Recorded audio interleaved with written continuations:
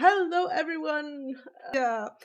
So, the new D&D reveal dropped and I decided, because I was so enthusiastic, to do my best to do a little reaction video to the new Weapon Master. And also, not just reaction, but to actually discuss this about what this would mean, how it would play, and also as a DM, how you'll have to change your playstyle, because I seriously think that whenever a new edition, it will impact how you play as a DM. Alright, so let's see about this. We have Okay, Weapon let's Mastery, start. which has a significant impact on so many classes, subclasses, all these characters that has completely changed the game. Can you tell me more about this? Is their Weapon Mastery properties are brand new properties that we have assigned to all of the game's simple and martial weapons. And you must have a class feature that allows you to unlock Weapon Mastery to be able to use those properties. I'm gonna stop here. If you require a class feature, this will mean that multi-classing at some level might not be interesting. For example, if the feature only unlocks at level 2 or 3, multi-classing would mean not having access to this feature immediately, which means that the feat would be more interested if you want this into a mage class or a class that you don't want to go more than dipping your toes into it. So only for this, it could already be a very different way of making your character. And so what this means is if a wizard, for instance, who does not have a Weapon Mastery feature, picks up a weapon, that weapon is going to function the way they expect it to from the 2014 rules. Although a number of weapons have had some tweaks made to them in addition to the Weapon Mastery properties. However, if you are a character, okay, so what I hope he means with tweaks is that he means that not all type of swords or slashing damage is the same. Which mean that some weapons have extra bonuses. I would really love to see, for example, axe, and you can do some bleed damage, or you can do a cleave and take someone with you if you have a long sword. But of course, it means maybe lesser damage, but chance to damage someone next to you. If you have a bow, then depending of the length or the type of bow, that you might have some advantage or disadvantage.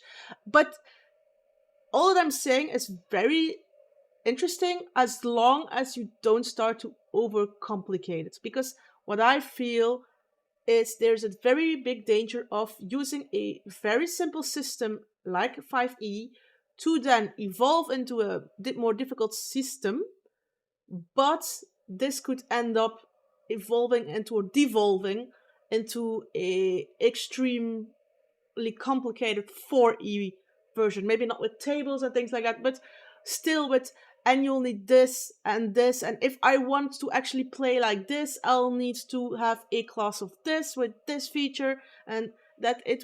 So it is interesting to see what they're gonna say more about. A rogue, a paladin, a ranger, or someone who has otherwise unlocked the ability to use weapons. So he mentioned rogue, paladin, ranger. He did not mention monk. He did not mention cleric. Monk and cleric are... Monk needs a revision, and I do hope that monk gets something special. Maybe the ability to be a master in 2, because the monk was a class that peaked at level 6, which means that after that, a good rogue was a killer for a party. It was the only thing against a beholder. If you had a beholder match, if you had an encounter with a beholder, you wanted a rogue. You also want a rogue. If you had an encounter with a beholder, you wanted to have your monk. You wanted to have the stunning strike. Be a danger here that monk will become solo hands, or maybe more of a spellcaster, or you'll be able to choose. And cleric is also not mentioned, but cleric was usually not a very big martial class. Or from the people I know that play, usually they played more as a tank and a healer. So let's continue. Weapon Mastery. Suddenly, when you use the dagger, because of your mastery with the weapon, you will be able to unlock its mastery property. And each weapon has a specific mastery property from a list of properties that has been assigned to it. And so with the dagger, that property is a property called Nick. It allows you to benefit from the extra attack that the light property in the dagger gives you without having to spend your bonus action on it. It's simple, but powerful. Because what that suddenly means is the person who has decided to focus their mastery option on daggers, they've just freed up their bonus action to do something else with it. They no longer have to use their bonus action when they are using the light property to get that extra attack each round. Okay, so here starts the complicated thing. You're not using your property from your weapon. You're using the property from the light attack or from the light weapon, and that will be the nick. So from what I understand, your nick property is because it's a light weapon. It's your dagger. So by being a master, you'll have this nick, whatever this nick means, and then you can apply it. Does this mean that this replaces sneak attack? Is this something that doesn't matter which class you are, it's just the weapon? Also, what consists of a mastery? Are we speaking in levels? Do you level, for example, is it something you have to take? For example, at every 3 levels you pick a proper, or 4 levels, you pick a mastery, and then you can either diversify or go for one specific, and then go to, at level 12 you'll be a full master? Or is this something that you evolve separately, which would be incredibly complicated, which I don't think it's going to be, but it's something that needs to be talked about. What consists of this mastery leveling up? Can you, if you have a mastery in, for example, you multi-class rogue fighter, let's just take a very simple one. You are leveling in the daggers.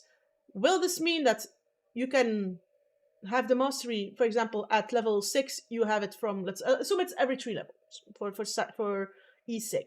You are 3 levels rogue, you are 2 levels rogue, you are 4 levels fighter. Does this mean you gain two masteries? Is this from your total level? Or is this, for example, only once you are fighter, but you already had it when you gained level 2 rogue, so can you then level it up? Or is this going to be locked with which class you have? Will this be class bound? Will this be character bound? Will there be weapon bound? How will this evolve? It's very interesting, and it's very dangerous to go complicated in it. It will allow people to go deeper into a certain item. Now, as a perspective, as a DM, it's both good and bad. The good is, you know what kind of item you can give them. A +1 dagger. There you go. You're enjoying it.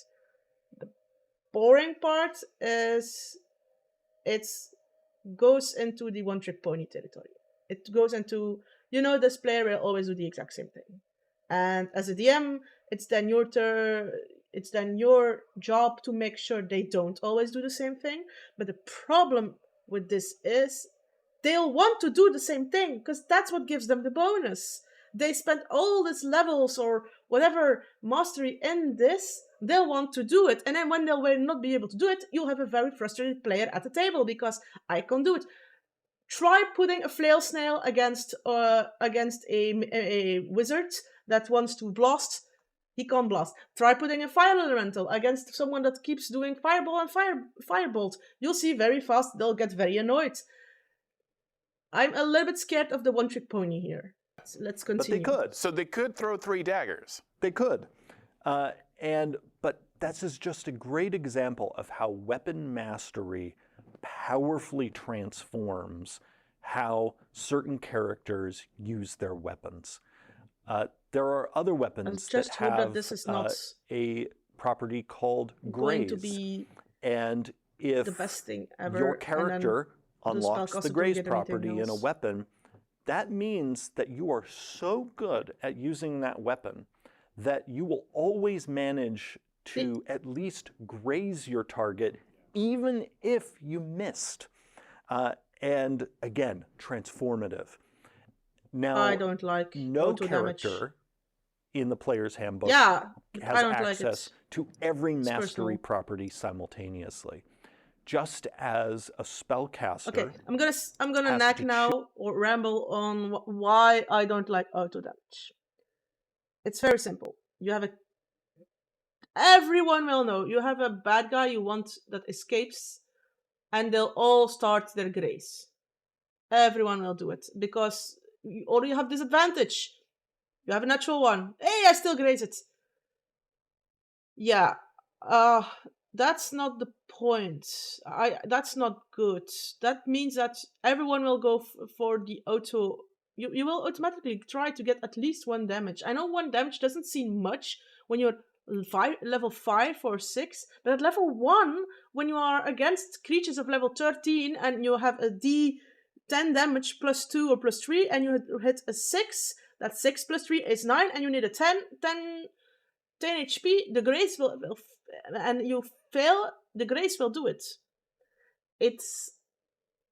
I kind of hope it's more something that you can decide on, like, I want to use grace, but then I cannot use Nick, for example, for this turn. Or maybe it's something that you can use only on during your turn. If it's something you can use 1 per turn, you can use, or once per round, maybe once per turn. It depends on how you work it and with sneak attack and so on. But once per turn, you can use one of your masteries. That's a whole other story. Because then you cannot nick. They talk about bonus action, freeing up bonus action, but did not say it's part of an action. Can you also do this during an opportunity attack? That's difficult. Use the cantrips that they know from a larger list of available cantrips for their class. The characters who have the weapon mastery property choose a certain number of those properties that they have unlocked. And how you make that choice is you choose the weapon. So for instance, if you're playing a class that lets you unlock 2 mastery properties, you would choose 2 weapons. You might pick dagger and short sword. And that means you get to use the mastery properties of those 2 weapons. Some classes are able to have more mastery properties unlocked at one time than others. The leader of the pack in that regard is the fighter. The fighter is the master of weapon mastery. The fighter, over the course of their career, they are able to have more and more mastery properties unlocked at a time. And then even at a higher level, they get to a point where they are able to also swap in certain mastery properties over other mastery properties. Yeah. But we'll talk more. Oh no, oh god, this is gonna be a hell. I mean, swapping. Are we talking each level? Are we talking during a fight? Because that is not... What's the point, for example, of having a character with certain resistances if you're going to get over it? This will be incredibly hard to manage as a DM. Because normally you assume you know your character and you know your players, you know what they will do, how they will react to certain things. But then they'll start swapping random things out. I mean, especially assume he has 10 weapon masteries. I already don't know is it as 10 different weapons or is it 10 different things.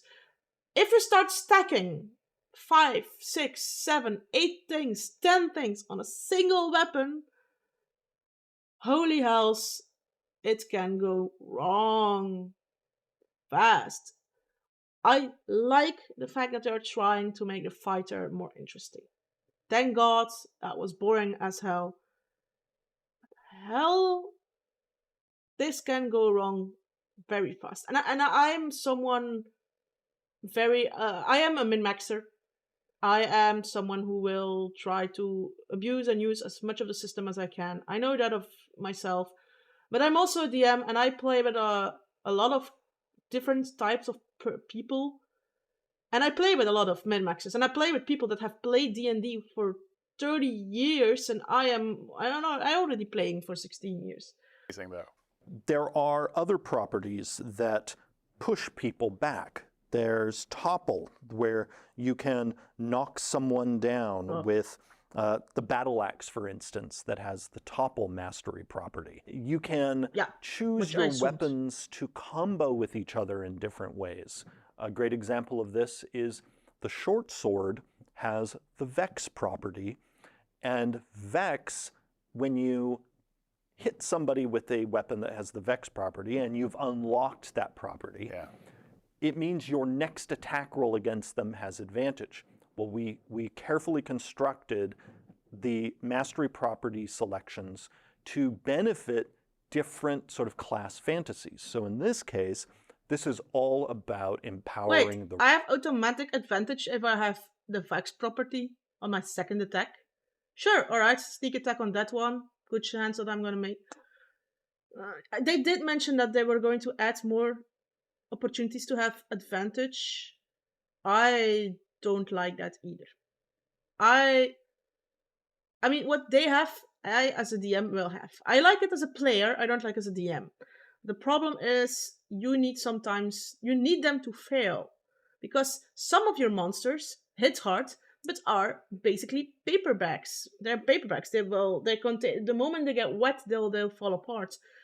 So you have to be very careful. So either their monsters will get a serious upgrade, or will also get these kind of properties, which I assume they will.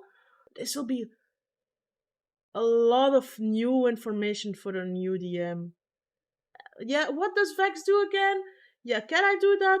The more conditions you start adding, the more difficult the game will. And I am starting to fear how complicated this game is going to be. I might be wrong. This might be the easiest thing ever. This might just be simple. But ooh, it feels like they are... Yeah. Rogue to be able to set themselves up with advantage for their next attack, for the so that then that attack has sneak attack. So it can sneak attack. And there are things like that throughout. Ranged weapons, because again, mastery properties aren't just on melee weapons. Are they on quarterstaffs? The longbow has the slow property. And the narrative here is, imagine you're hitting someone in like a leg or somewhere else that is going to slow them down. When you think about the long range of the longbow, this allows you to keep that creature way over there, because you are making it harder and harder for them to reach you. Yeah, I'm gonna stealth. And again, as a DM, I'll stealth. The tactical possibilities start multiplying, particularly if you have weapon mastery and you're also playing a class that eventually gets extra attack. Because you can start using one weapon for one of those attacks and another weapon for the other one, and exploit their different mastery properties to create some fascinating tactical combinations yourself. So the Great Club has push, which makes perfect sense. You can knock someone back 10 feet. But a heavy crossbow, it's perfect, because if you want to knock someone off a cliff, if you want to shoot someone right off the wall of a castle, that has a new element of strategy now.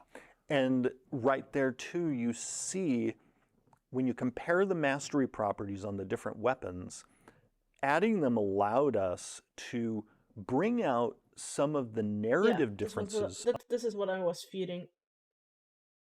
You do not need a bard anymore. You don't need a bard.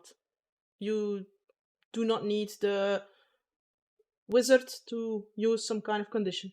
Why? Push him off. I push him off the stairs. I push him off the thing. I slow him. I push him away. You are creating... I mean, this will be very interesting for fighters. But I don't know how you're going to do the bard now. You are removing crowd control and giving it to everyone. Everyone will have crowd control. I might see the negative. Maybe I'm seeing the negative too much. Maybe it's just that I'm seeing too much negative. I mean, maybe I've played 5e for too long. That's possible. I know that they always joke that every edition, it's either magic as a top or fighting as a top, and that last edition it was obviously magic. So now it will be fighting. That will be the best thing ever. I don't think the idea is bad. I think that what they're trying to do is very nice. My fear is that these masteries will be, they are quite easy to get, but the good masteries will be too easy to get and will make certain classes obsolete or certain spells obsolete. Among these weapons in a way that we never could The before. idea is So if you compare the heavy crossbow to the longbow, one of them is slowing, the other one is pushing. That's actually an example of us being able to finally show how being hit in the real world by those two weapons feels different, because a crossbow hits with a force because of the mechanism. The longbow does not necessarily. I mean, they're both. You don't want to be hit by either of them.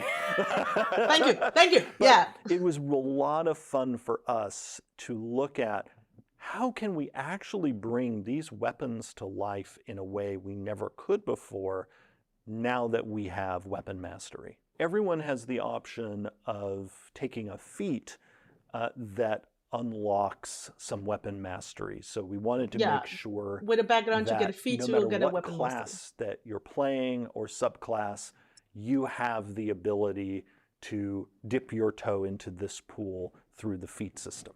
And there's also SAP, which gives that target disadvantage. SAP is perfect against a foe that's actually really scary, and you want to impose disadvantage on their attack rolls. Yeah. And so there are a number of weapons. You have 4 people, each with a bow, each pushing back. There's no character ever coming near you. Holy shit.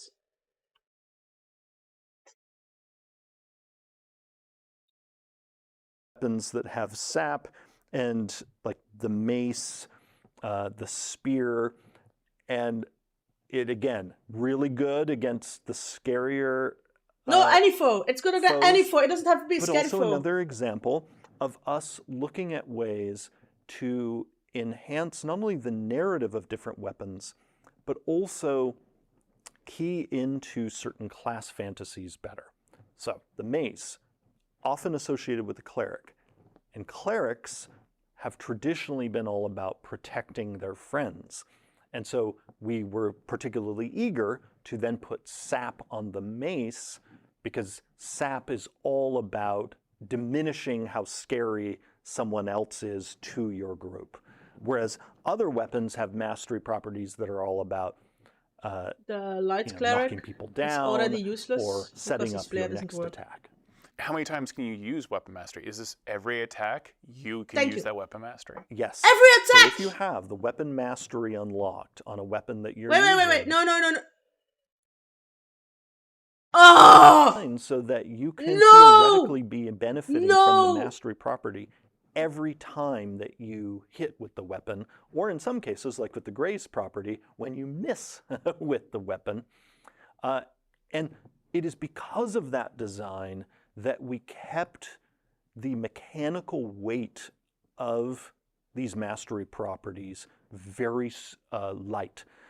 We wanted them to be very impactful, but not a huge slowdown in play. Yeah, and not tremendously complex by themselves. Exactly. So they are very weighty in terms of what they do, but they are not highly complex, because particularly in the hands of a character who starts getting many attacks, like think about a high-level fighter who can just attack. We wanted to make sure that because these are getting applied potentially over and over again, that they weren't going to bog the game down. And so that was a huge focus of our internal playtesting, is making sure that these each meet the goal of being really spicy and fun and create tactical interest, while at the same time not bogging down play. We talked about this before, but now when you see one of these weapons in play, you have a different context. It is not just a dice roll now when you see a great axe. When you see a crossbow, it's not just getting hit by a bolt. It's you may get pushed back 10 feet and fly right off a cliff. So there's a new context 10 emotionally, feet. 5 feet would have been and better. narratively for what these weapons are now. They mean something extra. Well, especially for the DM, because it is primarily going to be monsters that are facing this. Oh, no. Sweetie. If I'm getting bogged by these kind of shit things, I'm throwing that back at the players. What the player can do, the DM can do. That's rule number 1. If you want a balanced game, a fun game, and a game where the players actually have some challenge, you make sure that what your character can do, the monsters can do. There's a reason why when I have a wizard as an enemy, he always have counterspell. Always has counterspell. Even this, I hope the monsters has balanced to this, and then some monsters are completely immune to certain of these conditions, because I am not very positive about this. I think that it's going to be too much. Too much. I might be very, very extreme on this, but I can smell the abuse from 100 miles away. And I mean, 100 kilometers away. Absolutely. But it also means that players can be much more interactive with each other in setting combos up, because now if you know, all right, that crossbow isn't just going to do damage, but it might also displace the target, that creates a tactical situation for the group to have fun thinking about that wasn't there before.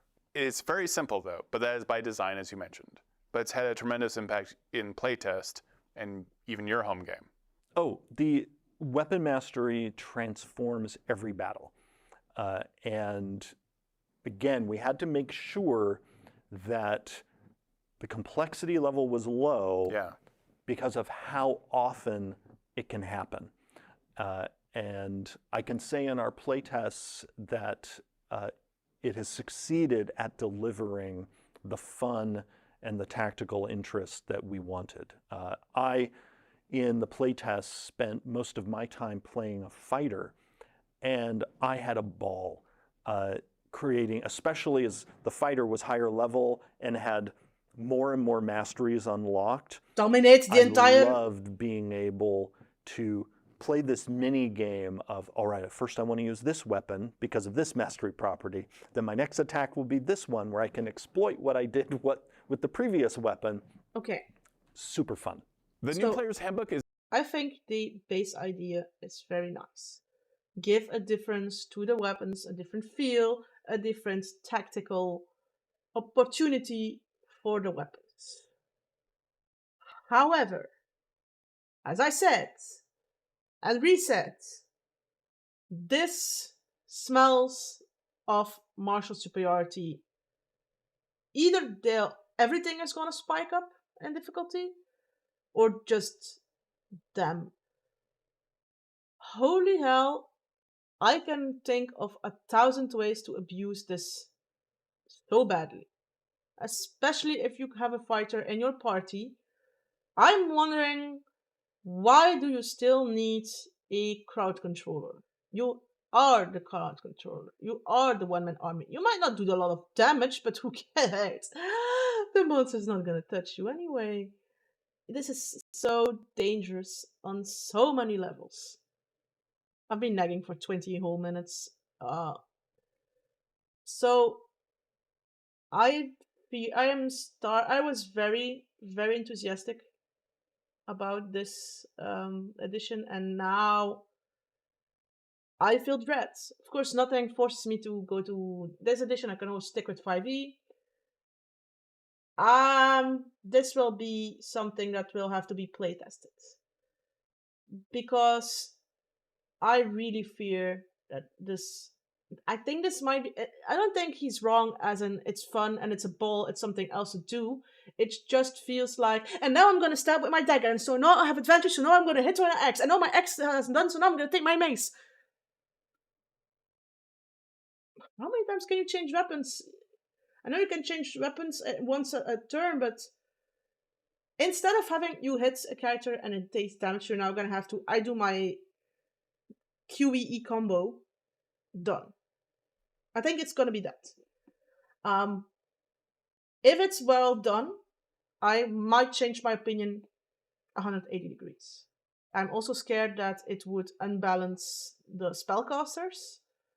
Spellcasters are always strong, but I am meaning more of the monks, the ones that the placements, the crowd controllers. What will this do to them? What else will they have?